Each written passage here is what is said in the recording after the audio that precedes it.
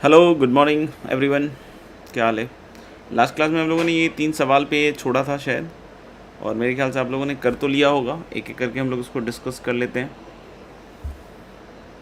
Forward value of k the line 5x plus k y equal to 3 is tangent to this circle. तो the line is like 5x plus k y equal to 3 शायद।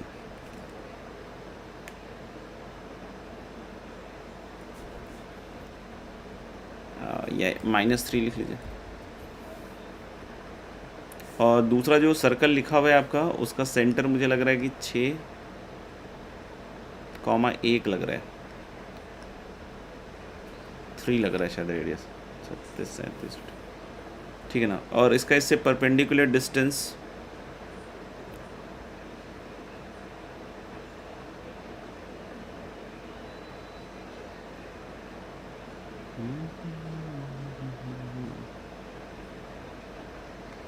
ये touch करवाना है। Okay.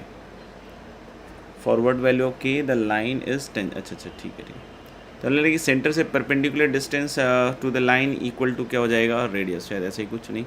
तो centre से perpendicular distance कितना हो जाएगा, 30 प्लस के -3 ना, इसका मॉड, और अपॉन अंडर रूट ऑफ कितना हो जाएगा, 25 प्लस के स्क्वायर।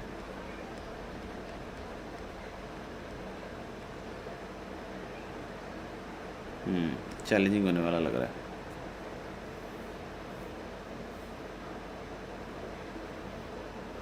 ये ठीक है क्या? देखिए एक बार। 6,1 से डिस्टेंस इक्वल टू 3, वही क्या लगा रहे हैं, पी इक्वल टू आर वाला कंडीशन। ठीक है, आपको भी पता है कि वाई रख के सॉल्व करोगे और फिर कुछ डी ज़ीरो लगाओगे तो बहुत लंबा जाएगा। ये भी हालांकि इतना सस्ता नहीं दिख रहा है। दोनों साइड स्क्वायर ही करना पड़ेगा शायद। के प्लस 27 का स्क्वायर इक्वल टू 3 टाइम्स के स्क्वायर प्लस 25। तो 3 के स्क्वायर माइनस के स्क्वायर इज 2 के स्क्वायर। कहानी तो ख़तरनाक बन रही है शायद। -54 के, और 3 × 5 और 27 स्क्वायर हो जाएगा ये। Oh my God.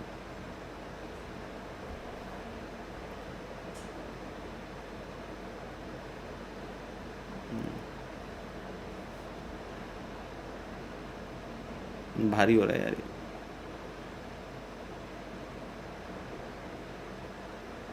और कुछ कर सकते हैं क्या?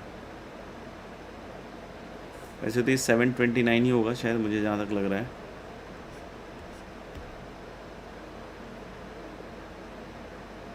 हाँ ठीक लग रहा है। और इधर 75 है, तो माइनस क्या हो जाएगा आपका, माइनस ही आएगा ना। 4, आई थिंक लाइक दिस। गलत या सही मुझे नहीं पता। 75 का डालो ना यार। 9 से 5 गया 4, 12 से 7 गया 5, यही आएगा शायद। और 2 हटाने के बाद के स्क्वायर -27 के। अब इसके आगे तुम्हें ही करना पड़ेगा, मुझे तो लग रहा है। 327 कोई हिडन ट्रायल से दिख रहा है क्या कोई वैल्यू?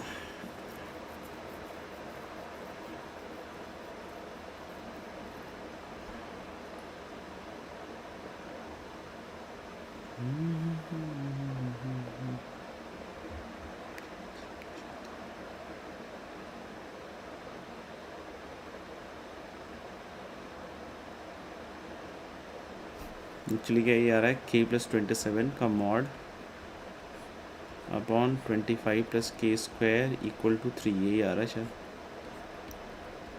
तो कोई ऐसी वैल्यू दिख रही है क्या जो इसको सेटिस्फाई कर ले जाए? परफेक्ट स्क्वायर का कुछ इधर तो बनना ही चाहिए। तो 25 और 36 तो मज़ेदार लग नहीं रहा है। नहीं तो उसको सॉल्व करना पड़ेगा क्वाड्रेटिक मान के। नहीं कर लीजिएगा। बाकी मैं ऐसे ही देख रहा हूँ, कुछ हिडन ट्रायल से कोई रूट बढ़िया निकल जाए तो। नहीं, 6 छक्का 36 36 49 49 5 लग तो नहीं रहा यार मेरे को। अच्छा 8 पे है क्या? 88 64 4 5 9 नहीं 89।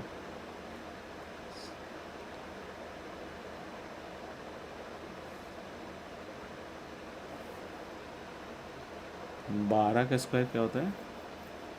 140, 13, 12,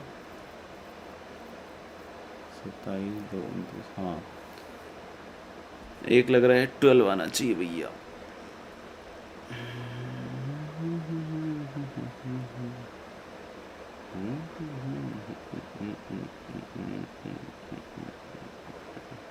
ट्वेल्व से डिवाइड करो यार इसको, कितना आ रहा है? 12 एकम 12, कुछ गड़बड़ तो है यार।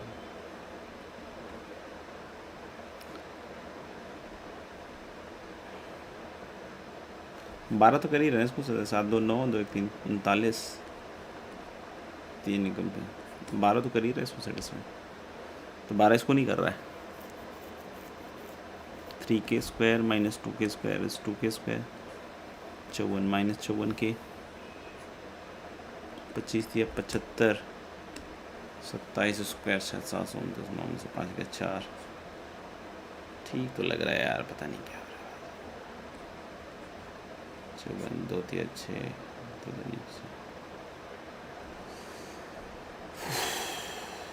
2, तो 12 से डिवाइड ही नहीं हो रहा है। अच्छा 12 दूनी 24, 8, 7,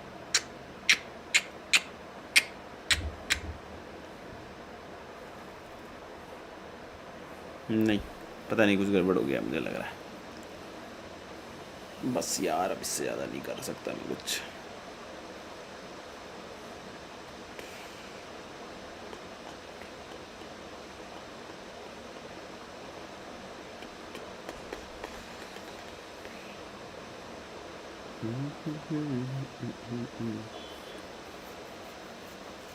कर लेना यार तुम लोग उसका, 2 से डिवाइड तो हो ही गए ना यार। 2 दिया 6, 214, 3 कैसी कैलकुलेशन है यार, टाइम बर्बाद हो रहा है बेकार।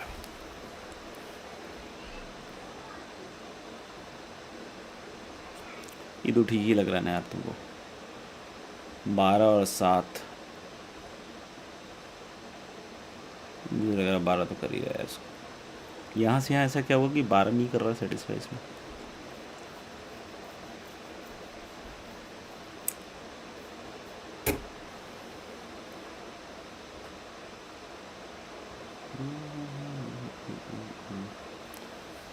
सत्ताईस का स्क्वायर तो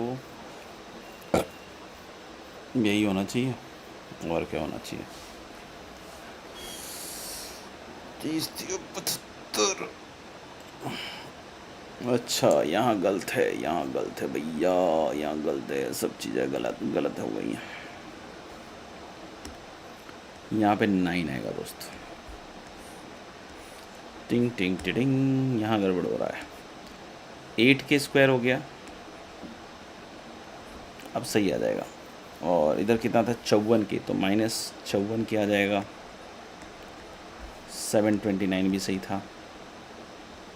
और ये 225 है, 9 में से 5 गया 4, 2 में तो गया 0, 7 में गया 504, और 4 से कटेगा तो 2 के स्क्वायर, 4 से कटेगा ना, 2 से कटेगा तो 4 के स्क्वायर, माइनस 27 के, और माइनस क्या हो जाएगा? 2 दूनी 4, 2 5 10, ये आएगा शायद, नहीं तो एक 12 है, और दूसरा देख लो 12 दूनी 24, 21/4, माइनस 21/4 लग रहा है।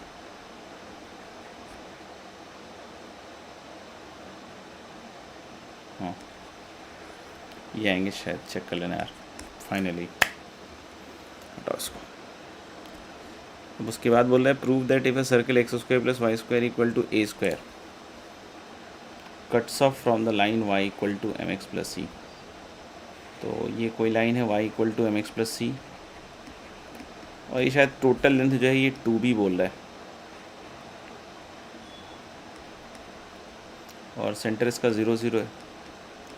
तो यहाँ से भैया परपेंडिकुलर ड्रॉप कर दीजिए एक, तो 0 0 से इसका परपेंडिकुलर डिस्टेंस आप निकाल सकते हैं। ये रेडियस आपको पता ही है नहीं? 0 0 से इस लाइन का परपेंडिकुलर डिस्टेंस क्या हो जाएगा? mod c upon √1 + m²। और ये टोटल 2b है, तो बाइसेक्ट होने के बाद b बच जाएगा। तो मुझे लग रहा है कि इसके बाद पाइथागोरस ही लगाना होगा, और तो क्या है। तो B square minus A square, no, A square minus B square equal to C square upon 1 plus M square. Cross multiply कर दीजिएगा और उसके बाद शायद हेंस प्रूव लिखना होगा, देख लीजिए, मेरे ख्याल से दिख रहा है तो।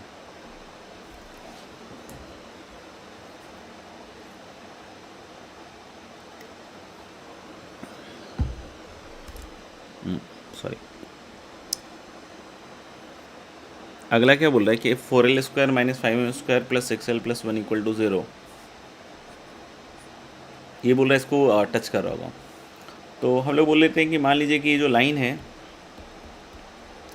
ये एक सर्कल को टच कर रहा है with centre alpha beta radius, यही निकालना है।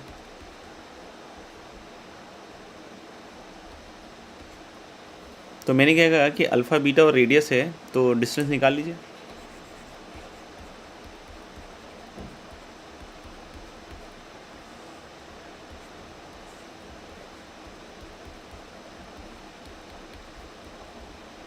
क्रॉस मल्टीप्लाई कर दीजिए और स्क्वायर कर लीजिए। तो मुझे लग रहा है L square alpha square plus M square beta square plus 1 plus 2l M alpha beta और 2l alpha plus 2m beta equal to R square L square plus R square M square, ये आएगा, देख लीजिए आप। तो मुझे लग रहा है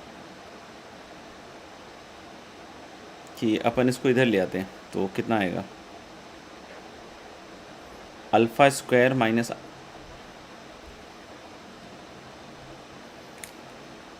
alpha square minus are square into L square plus beta square minus are square into M square plus 2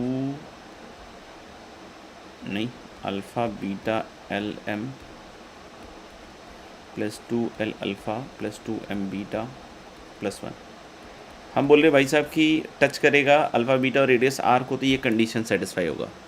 ये कह रहा है कि 4l square minus 5m square plus 6l plus 1 equal to 0 होगा। झूठ कोई नहीं कह रहा, नहीं, ये कह रहा है कि 4l square minus 5m square plus 6l plus 1 equal to 0 होगा। तो और मैं कह रहा हूँ ये, तो दोनों की बात सही है, तो क्या कंपैरिजन कर देते हैं और कांस्टेंट टर्म सेम है दोनों में, तो इक्वेट ही कर देते हैं सीधा ना। तो एल स्क्वायर का इधर से क्या आएगा, alpha square minus are square equal to 4, ठीक है भाई। फिर beta square minus are square equal to -5, सब सेटिस्फाई करने चाहिए, ध्यान रखिएगा। 2 अल्फ़ा बीटा इक्वल टू 0, क्योंकि एल एम का ऑप्शन साफ है, तो यानी अल्फ़ा या बीटा में से एक 0 होना पड़ेगा। 2l equal to 6, no, 2 alpha equal to 6 and 2 beta equal to 0, तो बीटा तो 0 हो ही गया। चलिए, तो बीटा 0 पे आर स्क्वायर 5 आ रहा है, मतलब आर रूट 5 होना चाहिए, और अल्फ़ा यहाँ से 3 हो रहा है, तो अल्फ़ा 3 और आर 5 पे ये सेटिस्फाई हो रहा है क्या, सब सेटिस्फाई हो रहा है। यानी हम लोग बोल रहे हैं कि जिस सेंटर की बात हो रही है वो 3,0 है और रेडियस जिसकी बात हो रही है वो रूट 5 है। एक तो ऐसा है कि स्क्वायरिंग करके कर लीजिए। दूसरा मेथड हम क्या सोच सकते हैं कि ये कंडीशन अगर इस चीज़ को बतला रहा है कि Lx plus M Y plus 1 वाली लाइन सर्कल को टच कर रहा है, तो ये P इक्वल टू आर वाला ही कंडीशन होगा। अगर कोई कहता है कि Lx plus M Y plus 1 equal to 0 जो है एक सर्कल को टच कर रहा है, फिक्स सर्कल को, और बोला कंडीशन ये है, तो मैं क्या कह रहा हूँ कि ये पक्की बात है, ये P इक्वल टू आर वाला ही कंडीशन होगा। तो बोलोगे सर इसका मतलब क्या करें, तो हमें एक P इक्वल टू आर वाला कंडीशन बनाना है, तो root under L square plus M square नीचे चाहिए होगा। तो उसके लिए मैं क्या कह रहा हूँ, 5m स्क्वायर को उधर ले जाइए और दोनों साइड 5l स्क्वायर जोड़ दीजिए, ताकि आपके पास l square plus M square वाला टर्म बने। 5m स्क्वायर उधर ले गए और 5l स्क्वायर जोड़ दिया, तो ये क्या बन गया भैया, 9l square plus 6l plus 1 equal to 0, यानी 3l प्लस 1 का whole square equal to 5 times L square plus M square, तो ये आ जाएगा। स्क्वायर रूट ले लीजिए दोस्त, अपने आप दिख जाएगा कि modulus of 3l plus 0m plus 1 upon under root of L square plus M square equal to root 5 हो गया ना, P इक्वल टू आर। यानी ये क्या बतला रहा है कि इस लाइन का डिस्टेंस कहाँ से, 3,0 से, ये रूट 5 होगा, sorry, that is equal to root 5। तो यानी सेंटर 3,0 हो गया और डिस्टेंस क्या हो गया, रेडियस क्या हो गया, रूट 5।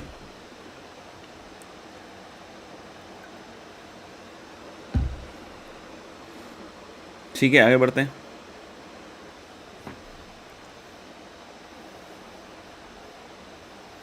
आगे हम लोग बोल सकते हैं क्या कि next topic is tangent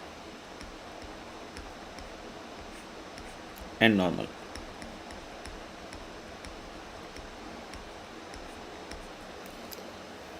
tangent and normal, चलिए देखते हैं क्या है।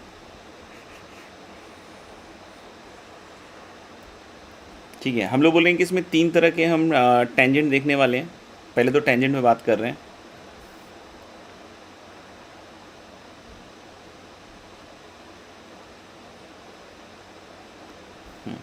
पहले तो हम टेंजेंट में बात करने वाले हैं, और सर्कल कौन सा ले रहे हैं, वही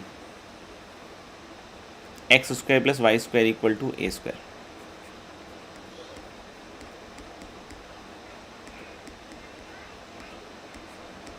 ठीक है, पहला टेंजेंट हम लोग बोलते हैं कार्टेशियन टेंजेंट। कार्टेशियन टेंजेंट का मतलब हुआ at any point x1 comma y1।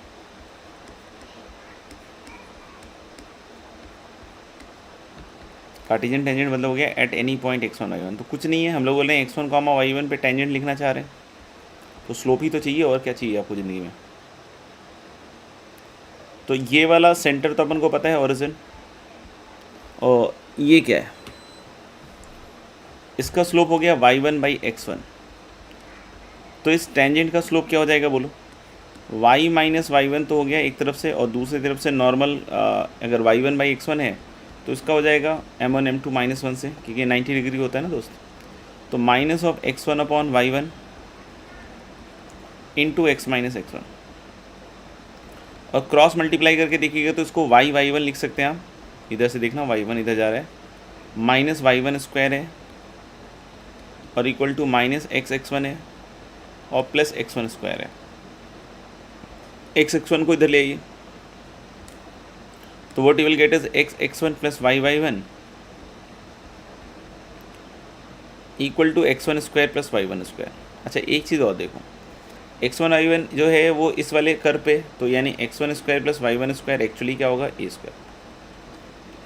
तो आप ध्यान रखिएगा कि अगर कर्व है X square plus Y square equal to A square, तो x1 y1 पे उसका टेंजेंट होगा, x1 y1 पे उसका टेंजेंट होगा x1 plus y1 minus A square equal to 0। अगर कर्व क्या है X square plus Y square equal to A square, तो x1 y1 पे उसका टेंजेंट क्या होगा दोस्त, x1 plus y1 minus A square. ध्यान रखना, इस एक्सप्रेशन को हम t से डिनोट करते हैं, बस इतना ध्यान, मतलब बहुत ज़्यादा दिमाग मत लगा देना, बस ये ध्यान रखना कि ये जो पूरा एक्सप्रेशन है वो t से डिनोट होता है।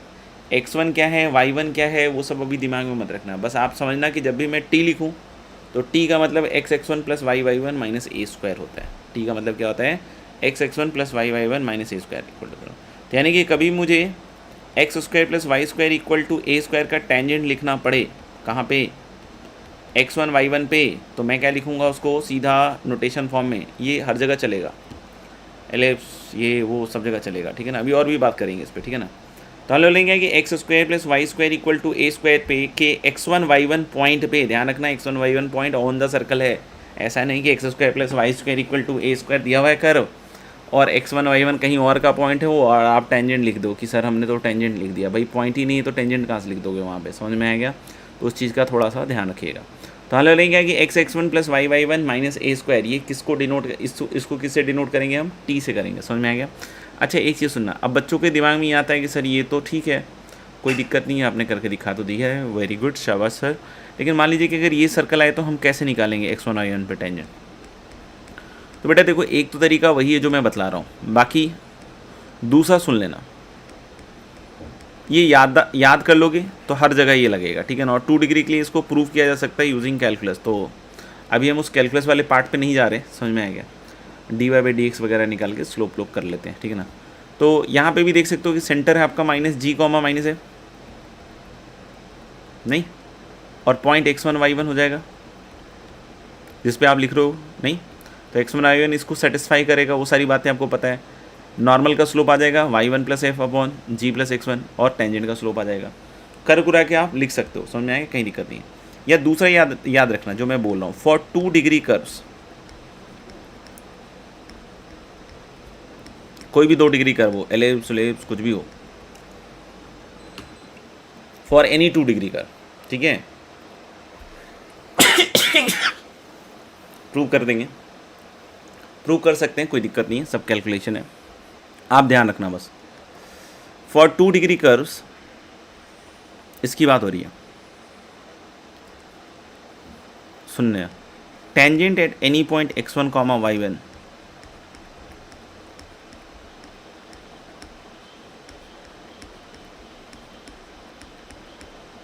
on the curve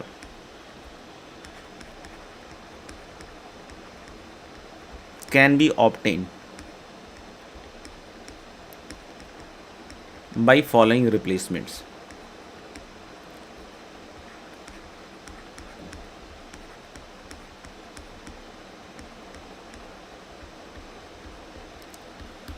कोई भी 2 डिग्री का कर लीजिएगा और उसके उस कर्व के किसी पॉइंट x1, y1 पे अगर आपको टेंजेंट लिखने की इच्छा हो रही हो, ठीक है, तो इस तरीके से लिख सकते हैं। करना क्या होगा कि एक्स स्क्वायर को आप रिप्लेस कर देना बाई x1, ठीक है। समझ में आ रहा है मैं क्या कह रहा हूँ कि ये रिप्लेसमेंट कर देंगे, अपने आप टेंजेंट बन जाएगा, ठीक है ना। कैसे बनता है, यूजिंग कैलकुलेशन करके दिखा सकते हैं, लेकिन ज़रूरत नहीं है आपको। एक्स स्क्वायर को x1, वाई स्क्वायर को y1, ध्यान रखना बस। 2 डिग्री कर्व जैसे ही मिले x1, y1 उसके ऊपर कर्व पॉइंट हो और वहाँ टेंजेंट लिखना हो तो चूक मत जाना, dy/dx से सब निकालने की जरूरत नहीं है। आप डायरेक्टली एक्स स्क्वायर को x1, वाई स्क्वायर को y1 और x को x प्लस x1/2, y को y प्लस y1/2। समझ में आया। एक्स स्क्वायर को क्या लिख देना, x1, वाई स्क्वायर को क्या लिख देना, y1, x को क्या लिख देना, x प्लस x1/2, y को क्या लिख देना, y प्लस y1/2। हालांकि आपको अभी एक्स वाई का टर्म नहीं आएगा, बट हाँ कोनिक में आ सकता है, तो एक्स वाई को भी मैं बतला देता हूँ, ठीक है ना। एक्स वाई को xy1 प्लस x1y/2, सुन लिया सबने, प्रूव हो जाता है, चिंता लेने करने की आपको जरूरत नहीं है। आप तो बस इस रिजल्ट को यूज़ करो, वो आपके लिए बेनिफिशियल है, क्योंकि प्रूव का कोई मतलब कोई फ़ायदा है नहीं कि मतलब आप कहीं और भी इसको यूज़ कर पाओ, ठीक है ना। वो सिर्फ इसी के लिए दैट इन्वॉल्व द कैलकुलेशन, तो फिर बेकार हो जाएगा, मतलब उतना कचड़ा देखने के बाद ये देखो तो कोई फ़ायदा नहीं है। तो बस आप तो ब्यूटी को एंजॉय करो एकदम।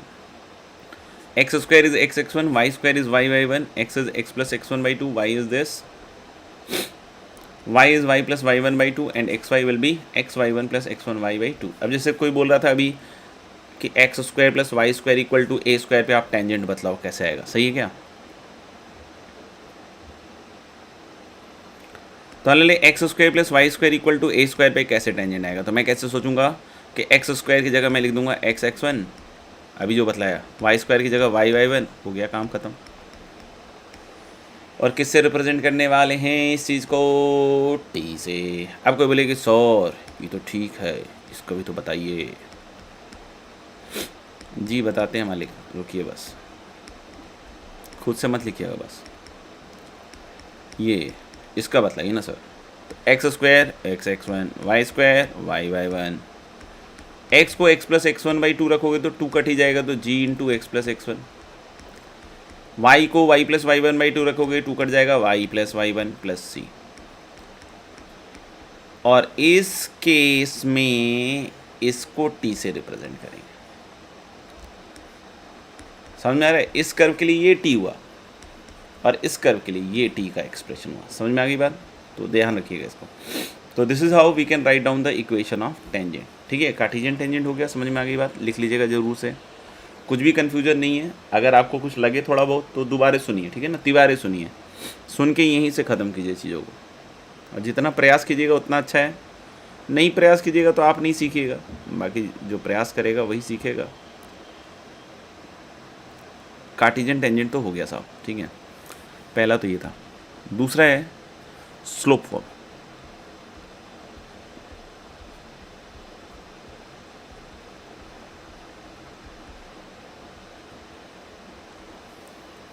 नॉर्मल तो इजी है, किसी पॉइंट पे लिखना, सेंटर और उस पॉइंट को ज्वाइन करने वाली लाइन ही नॉर्मल होगी। नहीं, नॉर्मल के लिए चिंता मत कीजिएगा कि कोई बोले कि सर नॉर्मल लिखना है, passing through x1, y1 on the circle, कुछ नहीं करना है, बस इसको सेंटर ज्वाइन करके पास करा दीजिए, बस हो गया। स्लोप फॉर्म, स्लोप फॉर्म में हम लोग m के फॉर्म में लिखते हैं,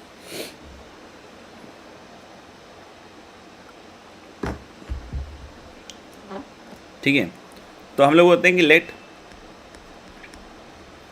y equal to M x plus C is tangent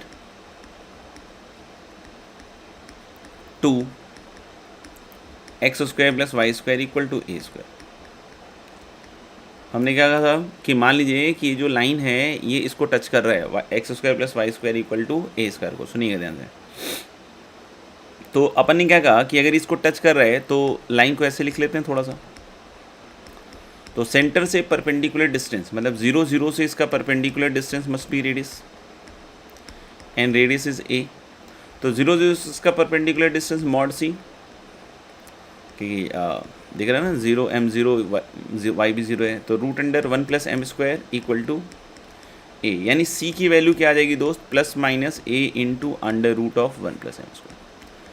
तो कोई पूछे what is the slope form of the tangent, कोई पूछे what is the slope form of the tangent, तो आप बोलोगे उसको क्या, y equal to M x plus C की जगह क्या बोलोगे, plus minus A into under root of 1 plus M square. लेकिन ये किसका स्लोप फॉर्म है, नहीं पता चलता है बाद में। क्या होता है कि बहुत सारे बच्चे इतने मेहनती होते हैं कि वो किसी में भी लगा देते हैं, भैया ये स्लोप फॉर्म है X square plus Y square equal to A square का। कोई बोले जनरल सर्कल के लिए करना है तो शिफ्टिंग कर लीजिए, या फिर उसका y equal to M x plus c मानकर उसके सेंटर से परपेंडिकुलर डिस्टेंस रेडियस कीजिए, उससे c की वैल्यू आएगी। बात समझ में आ रही है। तो ये ध्यान रखिएगा कि ये स्लोप फॉर्म तो सिर्फ और सिर्फ किसके लिए है, X square plus Y square equal to A square के लिए। अगर किसी जनरल सर्कल के लिए निकालना है इसके अलावा तो y equal to M x plus c मान के फिर से उसका c निकाल लीजिए, या फिर शिफ्टिंग कर सकते हैं। समझ में आएगा? तो वो आप सोच लीजिए कैसे करना है। क्योंकि जैसे अगर मान लीजिए सर्कल की इक्वेशन इस फॉर्म की है,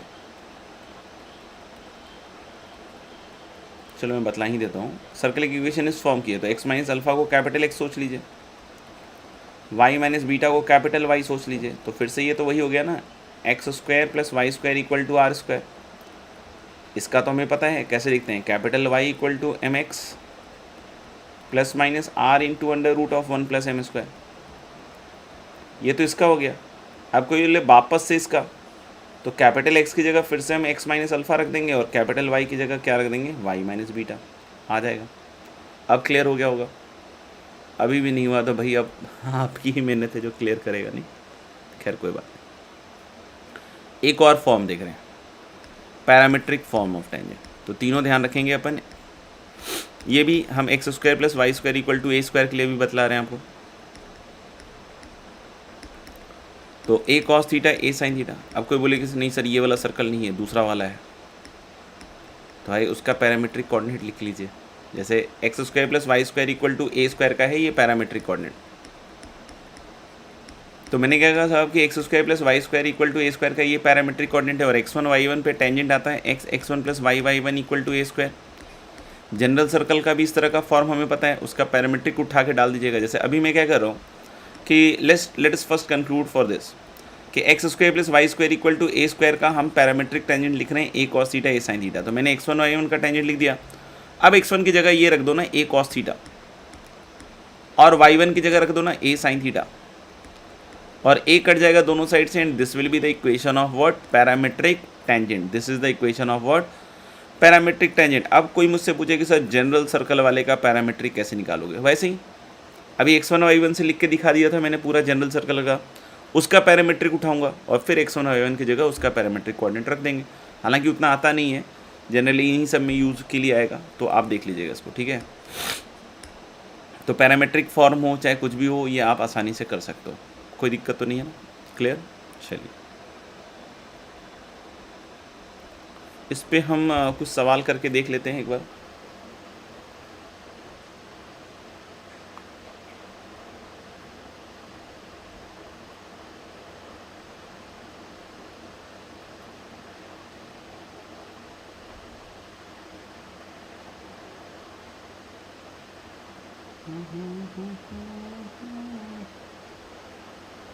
find the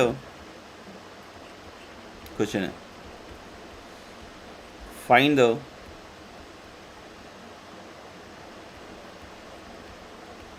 equation of tangent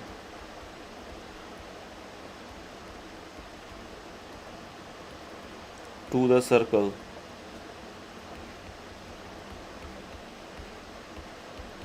x square plus y square minus 2x minus 4y minus 4 equal to 0, which are, पहला है perpendicular to 3x minus 4y minus 7 equal to 0, और दूसरा है parallel to 3x minus 4y minus 7 equal to 0। मतलब equation of tangent बताना इस circle का, एक में ये पैरेलल है, एक में ये पैरेलल।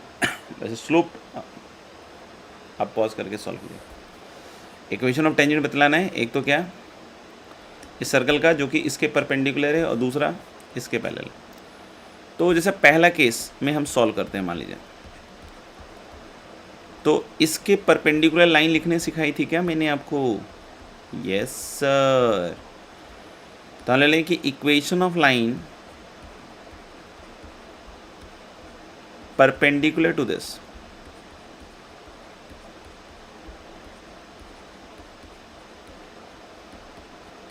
क्या होगा sir? 4x plus 3y plus lambda equal to 0। तो पहले तो इसके परपेंडिकुलर चाहिए था टेंजेंट, तो परपेंडिकुलर तो बना दिया। अब टेंजेंट चाहिए, तो टेंजेंट चाहिए तो इसके सेंटर से perpendicular distance equal to radius 1,2, radius 3। तो 1,2 पे देख सकते हो 4 एकम 4, 3 दूनी 6, तो 10 प्लस लैम्डा अपॉन 5 का मॉड इक्वल टू 3। तो lambda plus 10 equal to plus minus 15, पता नहीं सही है गलत, देख लेना एक बार। तो लैम्डा की वैल्यू एक तो मुझे लग रहा है 5 आएगी, 15 माइनस 10 और माइनस 25। तो अब ये दोनों वैल्यूज़ आप लैम्डा के यहाँ रख दीजिए और वो दोनों ही टेंजेंट्स आ जाएंगे जो इसके क्या हैं परपेंडिकुलर और इस सर्कल पे क्या है टेंजेंट। अब बोलोगे सेकंड पार्ट, तो सेकंड पार्ट भी बेटा ऐसे ही कर लो। सेकंड पार्ट में तो इसके पैरेलल ही चाहिए, तो उसको लिख लो 3x minus 4y plus lambda equal to 0, ठीक है। और इससे फिर से 1,2, तो 3 एकम 3, 4 दूनी 8, तो लैम्डा माइनस 5 हो जाएगा ना, अपॉन 5 इक्वल टू क्या हो जाएगा? Radius, that is 3। तो पता नहीं यार, देख लेना। Lambda minus 5 equal to plus minus 15, तो लैम्डा इक्वल टू 20 आ रहा है या माइनस 15 आ रहा है? चेक कर लेना, इसमें आंसर है तो मैं भी चेक ही कर लेता हूँ। 20 ठीक है, दूसरा वाला गड़बड़ लग रहा है। पहले वाले में तो ठीक है, इक्वल टू 25 एक हो जाएगा और प्लस 5, ठीक है। दूसरे वाले में कुछ गड़बड़ है, माइनस में, ये माइनस 10 होगा। अब ठीक है, ठीक है भाई, अगले सवाल पे चलते हैं।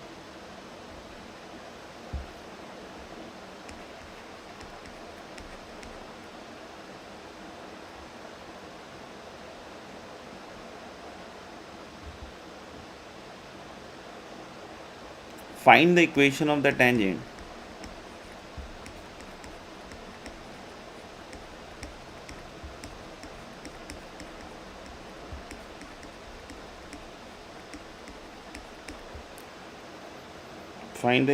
the tangent drawn to the circle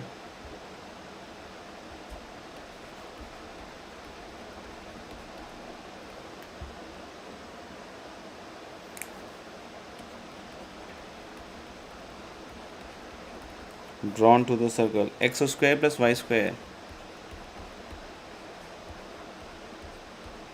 plus 8x plus 4y minus 5 equal to 0 from the point, एक minute, not passing through the point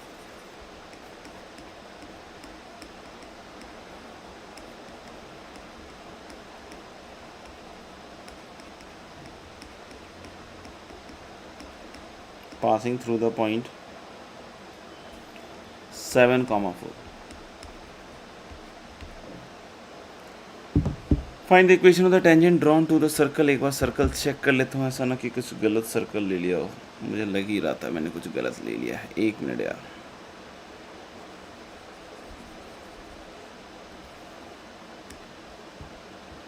x square plus Y square minus 6x plus 4y minus 3 equal to 0. Find the equation of the tangent drawn to the circle x square plus Y square minus 6x plus 4y minus 3 equal to 0 passing through the point 7,4. अब perfect है. करो.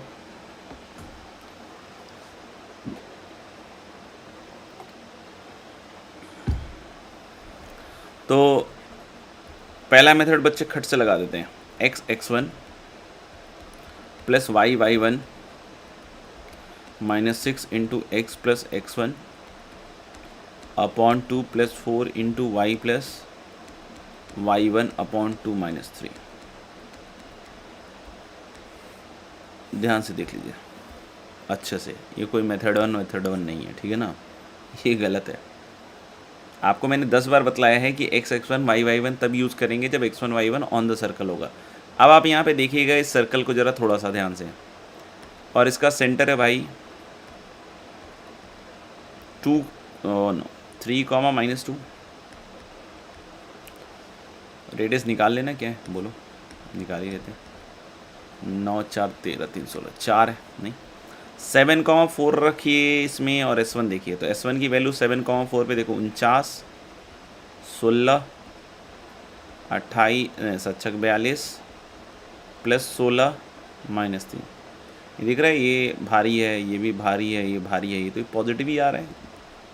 तो भाई साहब point बाहर है और आपने x1 y1 लगा दिया. तो मैंने तब बतलाया था ना जब x1 y1 सर्कल के ऊपर होगा. तो यहाँ से नहीं लगेगा वो चीज़. अगर आप में से किन्हीं ने इस तरह का काम किया है तो देख लीजिए ध्यान से. अब हम बोल सकते हैं क्या कि ये तो नहीं होगा. तो फिर अब क्या करें सर, छोड़ दें? नहीं, फोड़ दें. कैसे फोड़ सकते हैं? बहुत सिंपल है. इसके थ्रू जो लाइंस होंगी, अच्छा बाहर आएगा तो ये समझ में आता है, ये कॉमन सेंस है वैसे. बाहर आएगा तो ये कॉमन सेंस है कि 2 टेंजेंट्स आएंगे.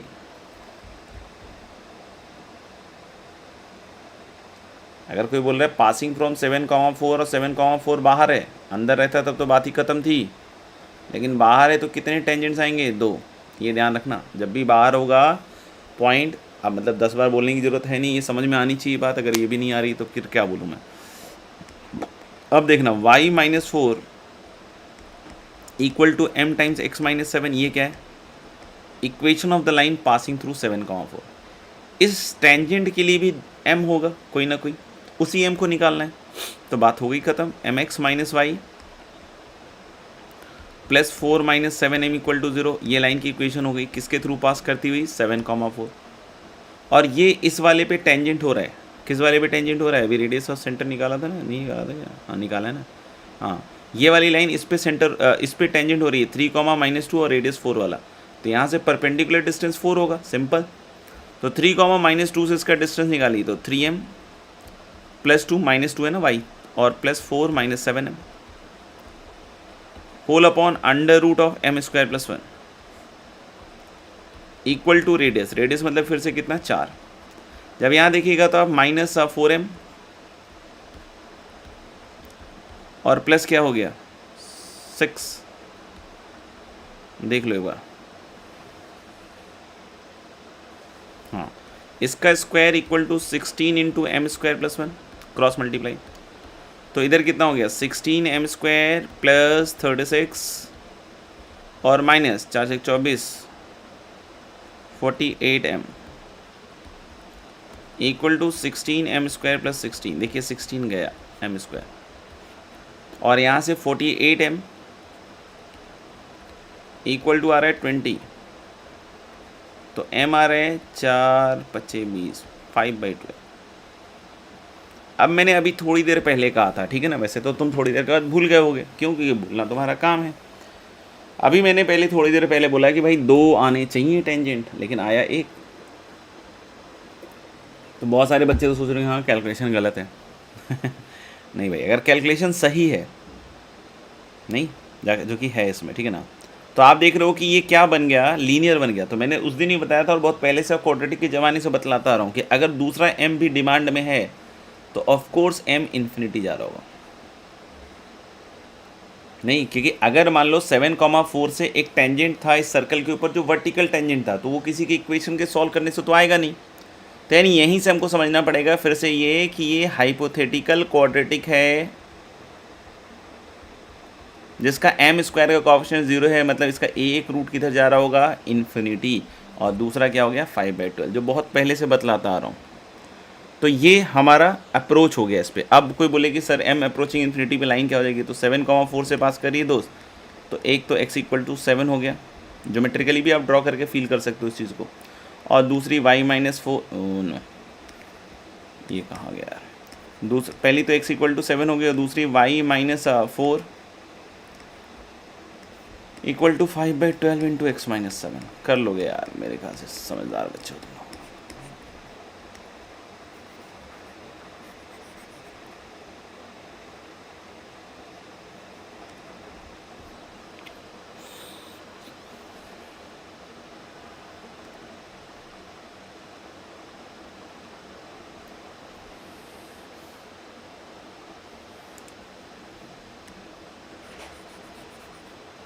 ठीक है भाई, आगे बढ़ते हैं, देखते हैं अगला सवाल है क्या है।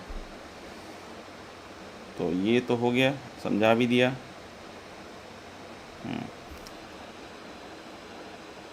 हालांकि हो सकता हो ये सवाल शीट में भी हो, बट फिर भी मैं करवा देता हूँ। Tangents are drawn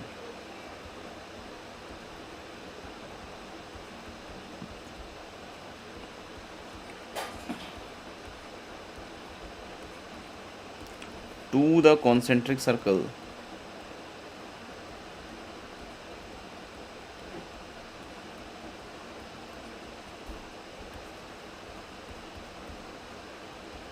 x² + y² = a² and x² + y² = b² at right angles.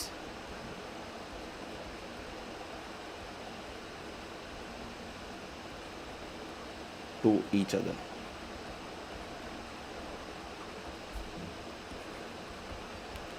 Find the locus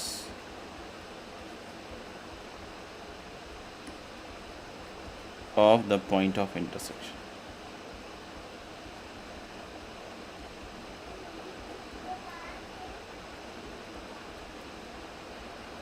तो आप पॉज करके देखिएगा, मतलब सॉल्व करके देखिएगा, मतलब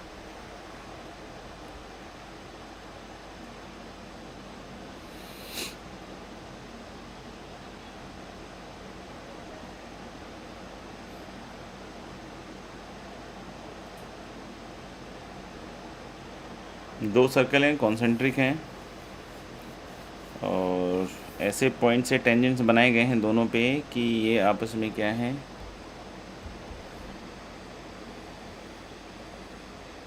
90 डिग्री पे।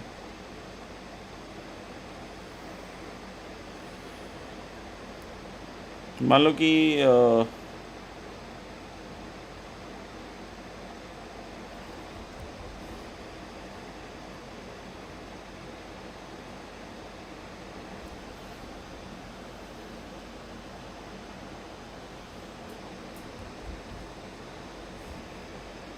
इस तरीके से दो सर्कल हैं, दोनों कॉन्सेंट्रिक हैं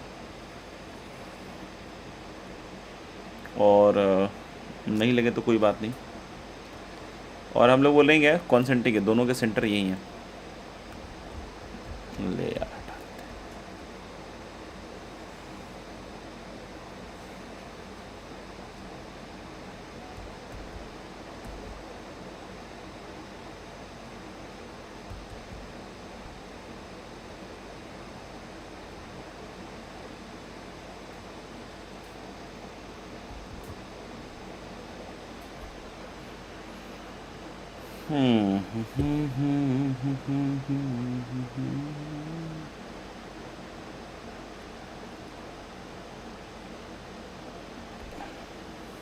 तो ये दोनों कॉन्सेंट्रिक हैं और हम लोग बोल रहे हैं क्या कि एक का रेडियस ए है और उसका दूसरे का बी है, तो सेंटर तो यही है 0 0।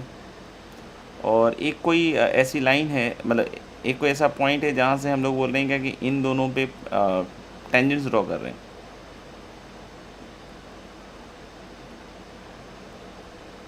और ये आपस में कैसे हैं, परपेंडिकुलर हैं। तो परपेंडिकुलर कैसे बनाए भैया,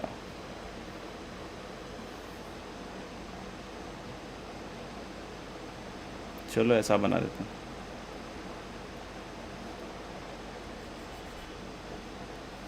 और इस पॉइंट का लोकस पूछ रहा है दोस्त, इस पॉइंट का लोकस पूछ रहा है। और ये आपस में परपेंडिकुलर होने के कारण अब इधर से भी जब ज्वाइन कीजिएगा तो आपको एक रेक्टेंगल की फील आ जाएगी। और देखिए क्या है, ये वाला जो छुटका वाला सर्कल है उसका रेडियस हमने ए मान रखा है, इसका बड़े वाले का बी मान रखा है। तो जब आप इसको इससे ज्वाइन कीजिएगा तो यहाँ पे पाइथागोरस यूज़ कर सकते हैं। 0 0 से इसका डिस्टेंस कितना हो गया बोलो, √h² + k², जो कि क्या हो जाएगा 0 0 से इसका डिस्टेंस √h² + k²। तो ये तो b है और ये ए है, तो this is going to be a² + b²। तो हो गया ख़त्म, h की जगह x, k की जगह y, तो x² + y² = a² + b²। This will be the locus. ठीक है भाई साहब, आगे बढ़ते हैं।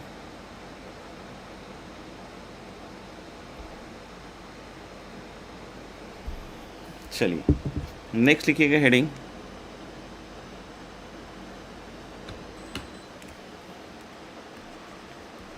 Equation of the cord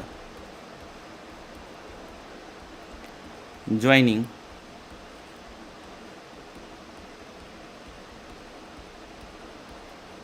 two points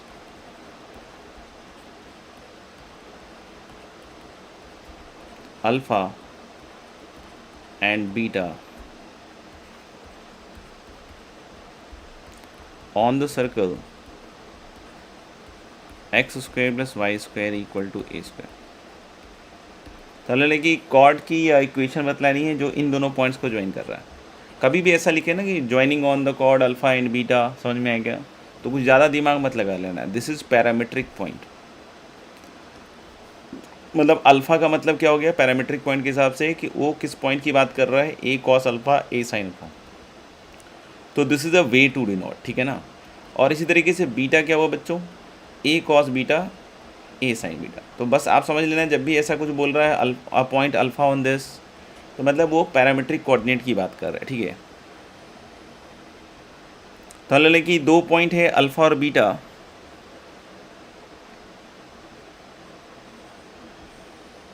ठीक है। मान लो कि ये है आपका बीटा वाला point, a cos beta b sin beta. तो आपने पैरामीट्रिक में भी देखा होगा कि ये बीटा कौन सा होगा, कि इसको जब ज्वाइन कीजिएगा आप तो this angle will be beta. And there is one more point a cos alpha a sin alpha. तो अपन ने क्या कहा साहब कि जब आप इसको इससे ज्वाइन कीजिएगा तो ये जो एंगल होगा यही एंगल होगा अल्फ़ा के बराबर, समझ में आ गया। और अब हम लोग को जो इक्वेशन लिखनी है that is passing through alpha and beta, chord की equation passing through alpha and beta. मतलब इस लाइन की इक्वेशन लिखनी है, इक्वेशन ऑफ द कॉर्ड या equation of the line pass joining alpha and beta, मतलब इसकी इक्वेशन लिखनी है। तो मैं इसमें नॉर्मल फॉर्म से जाऊँगा, normal form of the line. Normal form of the line से हम लोग क्या कह रहे हैं कि इससे इस पर परपेंडिकुलर ड्रॉप कर देते हैं। तो पहली चीज़ कि हम लोग को नॉर्मल फॉर्म में लिखना है तो पहले देखना पड़ेगा ये परपेंडिकुलर यहाँ से कितना एंगल बना रहा है। सुनते रहना ध्यान से, ठीक है, कि हो सकता है थोड़ा देखने में दिक्कत हो, अगर लगे वैसा तो खुद से डायग्राम ड्रॉ करके बात कर लेना, ठीक है ना। तो हम लोगों ने बात की कि यहाँ से ये जो काला वाला पूरा था भाई साहब, यहाँ से ये पूरा अल्फ़ा था और ये बीटा था। तो ये जो पूरा बच गया एंगल यहाँ से लेकर यहाँ तक, ये एंगल क्या हुआ बोलो, खुद से बोलो, अल्फ़ा माइनस बीटा। ये एंगल क्या हुआ, अल्फ़ा माइनस बीटा। अगर ये एंगल अल्फ़ा माइनस बीटा है तो आपको सर्कल में तो पता है ना, सर्कल में क्या पता है कि ये जो भी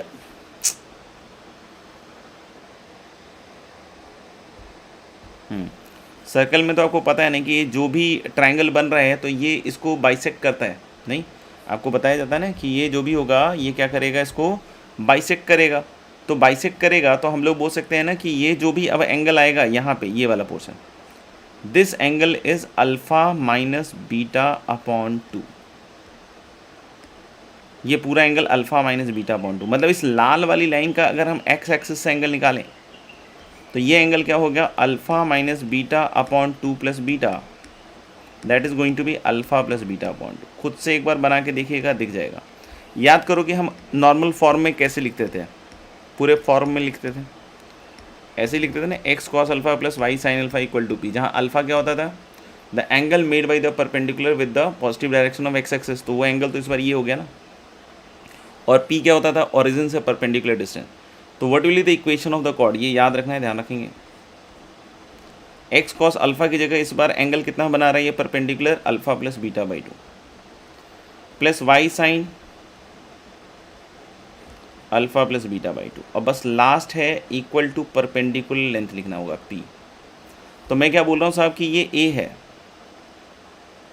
आप देखो ये ए है और ये ए है, और ये एंगल अभी अभी आपने कैलकुलेट किया अल्फा माइनस बीटा बाई 2, तो ये जो परपेंडिकुलर लेंथ होगा,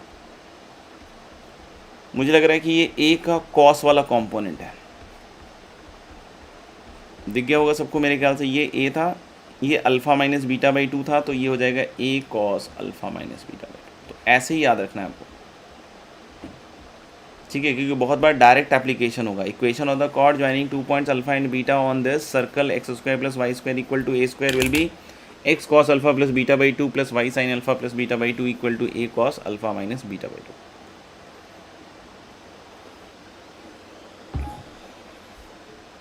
ठीक है, लिख लिया। चलिए आगे बढ़ते हैं।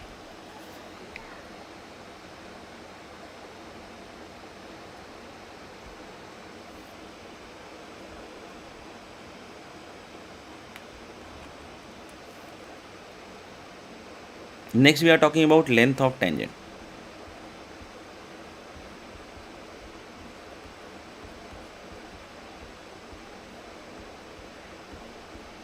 नेक्स्ट हम लोग जो बात कर रहे हैं that is length of tangent. जैसे मान लीजिए साहब कि कोई एक सर्कल है, आप तो जनरल सर्कल लेके चल लीजिए, कोई दिक्कत नहीं है। अब तो एस से रिप्रेजेंट कर रहे हैं सर्कल को, x square plus Y square plus 2gx plus 2fy plus c equal to 0, ये है circle. And there is a point x1 y1, यहाँ से हम टेंजेंट बना रहे हैं और हम इस लेंथ ऑफ टेंजेंट की बात कर रहे हैं। आपको पता है कि 2 टेंजेंट आएंगे और दोनों के लेंथ इक्वल आएंगे, ये सब बात हम लोग ऑलरेडी जानते हैं। x1 y1 से हम लोगों ने एक टेंजेंट बना लिया, दूसरा टेंजेंट भी इक्वल लेंथ का आएगा, सिमेट्रिकल है, सब कुछ पता है आपको। ये 90 डिग्री हो गया दोस्त, ठीक है। और ये हो गया पॉइंट माइनस जी कॉमा माइनस एफ, और ये आपको रेडियस पता है, रूट ओवर ऑफ कितना, g square plus f square minus c, ठीक है। और इसका इसके बीच में डिस्टेंस निकाल सकते हैं हम लोग, तो यही तो है ना लेंथ ऑफ टेंजेंट। तो पाइथागोरस से निकल जाएगा, एल टी से डिनोट कर रहे हैं अपन। तो एल टी क्या कहेगा, एल टी कहेगा साहब कि L T length of tangent equal to square root of, Pythagoras जिंदाबाद। तो लगे ये हाइपोटेनस है भैया, तो x1 प्लस जी का square plus y1 plus f का स्क्वायर और minus are square, that is g square plus f square minus c. आप देख लो, स्क्वायर जैसे ही ओपन करोगे तो g square plus f square फिर से जाएगा, और इसको सिंबल के टर्म में डिनोट कर सकते हैं अपन। सोचो क्या, x1 square plus y1 square आ जाएगा, 2gx1 आ जाएगा, 2fy1 आएगा, जी स्क्वायर प्लस एफ स्क्वायर कटेगा प्लस सी।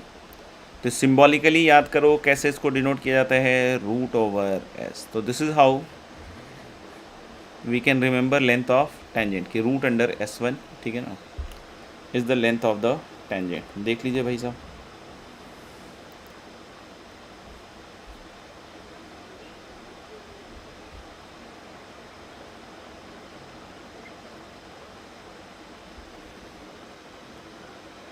नेक्स्ट एक क्वेश्चन लिख सकते हैं हम, find the points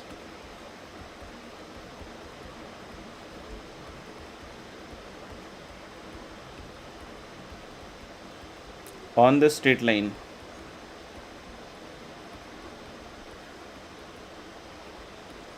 x minus y plus 1 equal to 0, the tangents from which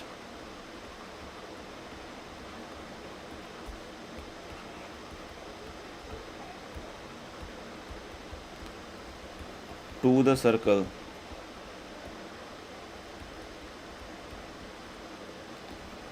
x square plus y square minus 3x equal to 0 are of length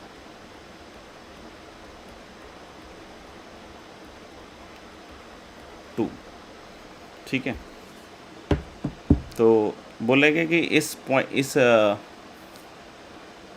line पे दो points बताने हैं जो कि जिससे इसका जो लेंथ ऑफ टेंजेंट है वो 2 के बराबर है। तो इसके ऊपर एक पॉइंट ले लो अल्फ़ा कॉमा अल्फ़ा प्लस 1, ऐसे ही ले सकते हैं, पैरामीट्रिकली बताया है बहुत बार।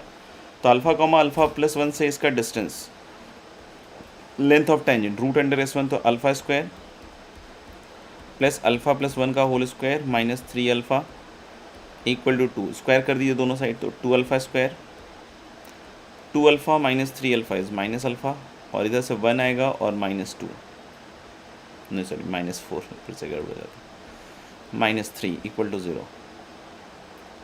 तो 2 alpha square minus 3 alpha plus 2 alpha minus 3 equal to 0।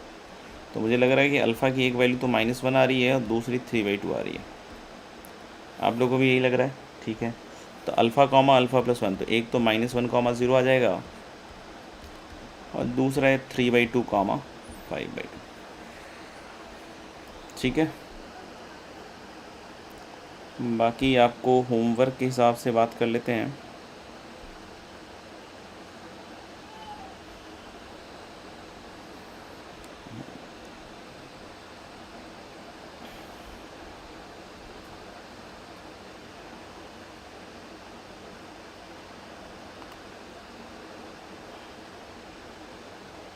Exercise 1 में हालांकि 18 तक हम लोगों ने ऑलरेडी दे रखा है, तो आप चाहें तो थोड़ा सा उसके आगे चले जाएं।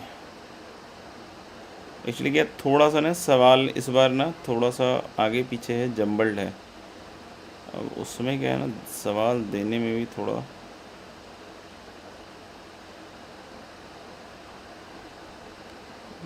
मुश्किल सही लगता है। चलिए पहले तो एक्सरसाइज 2 में सेलेक्ट करते हैं। 11 तक तो मैंने दिया था हालांकि आपको, बीच वाले 2 छोड़ देते हैं। हाँ चलिए मैं पिक कर लेता हूँ 14, 16, 17, 18, 19,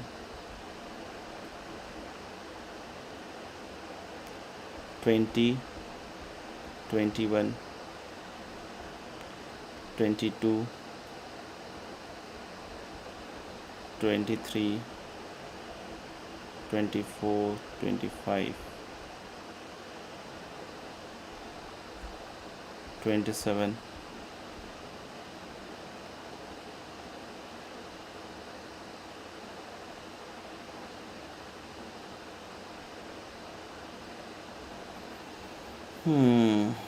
एक्सरसाइज 4 क्वेश्चन नंबर 1,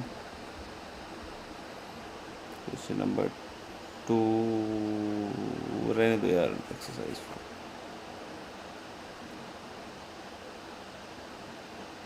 इसमें क्या लास्ट में होमवर्क आएगा अच्छा खासा।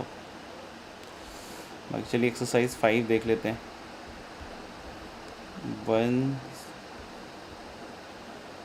2 3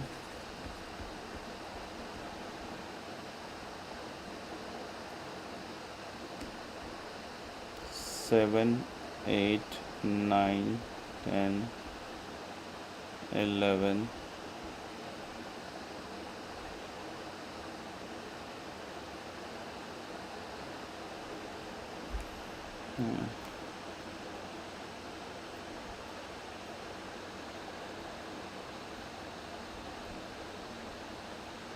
और एक्सरसाइज 1 में ऐसे तो मैंने 18 तक दे दिया था।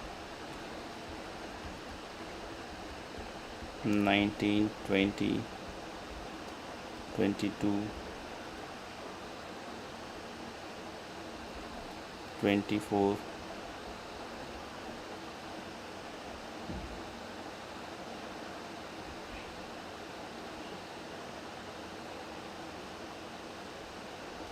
26, 27,